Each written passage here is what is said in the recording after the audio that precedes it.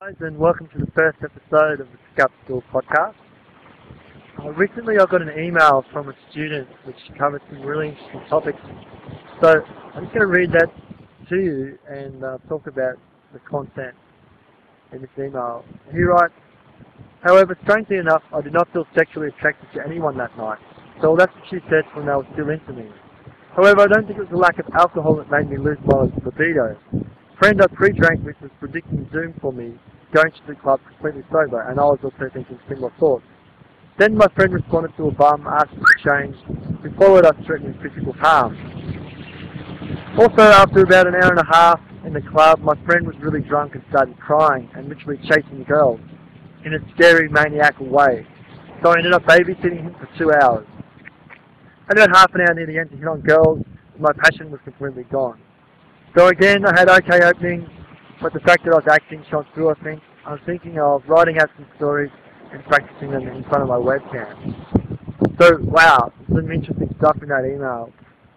Firstly, alcohol. I'm not going to say much about alcohol because it doesn't really matter. Drink, don't drink, it's not important. Just don't get drunk like your friend and chase girls in a scary, maniacal way. It's not so good. Yeah, next thing, acting. Don't do it. What you're doing doesn't feel natural. Just try something else. You'll find some routines that fit you and work, and you won't have to act. It'll feel a lot more natural.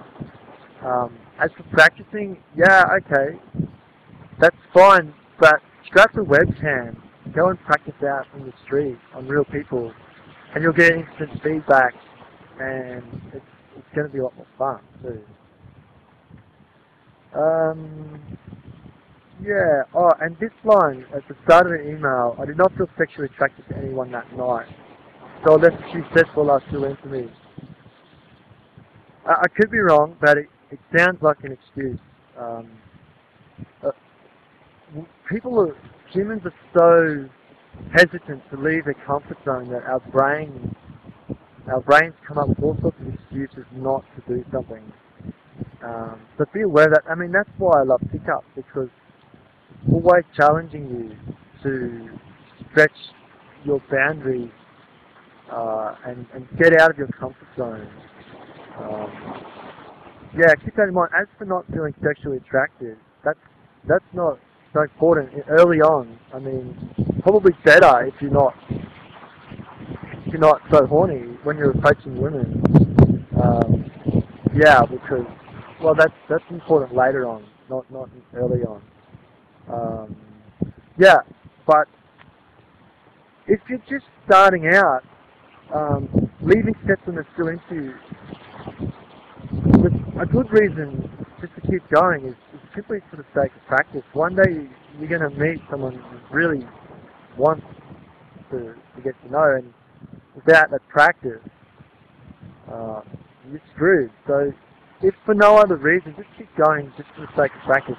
And you might even find that you're actually into these girls that you thought weren't so interesting. But what this email is really about is state control, and that's really important. It's a huge topic. What I want to say today is don't worry about not having perfect state.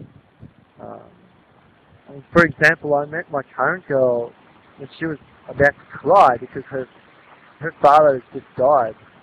And this is actually a really good time to meet someone because you're so emotional and you need to share that with someone. So, yeah, and that worked really well.